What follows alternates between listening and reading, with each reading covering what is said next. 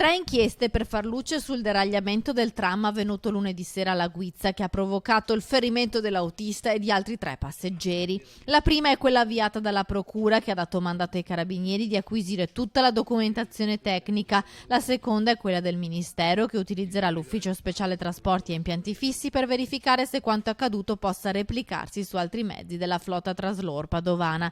Terza e ultima inchiesta, quella interna avviata da Bus Italia per stabilire l'esatta dinamica dell'incidente. Intanto è stata prolungata la sospensione della circolazione del tram per altre 24 ore, infatti sono previsti autobus sostitutivi.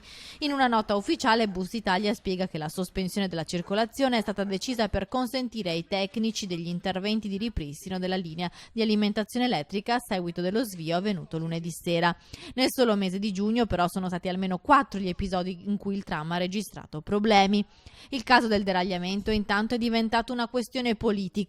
Dal comune, sindaco e vice sindaco si dicono convinti nella scelta di portare avanti la costruzione della nuova linea del tram. Le opposizioni però chiedono un referendum e la testa del presidente di Bus Italia, Andrea Ragona. L'incidente di lunedì sera arriva anche al tavolo del ministro dei trasporti Danilo Toninelli con una lettera inviata dall'ex sindaco di Padova, ora sottosegretario all'economia Massimo Bitonci, che chiede di cambiare la tipologia del mezzo. Un gesto che ha fatto infuriare il sindaco Giordani, che ha bollato la lettera di Bitonci come pura strumentalizzazione.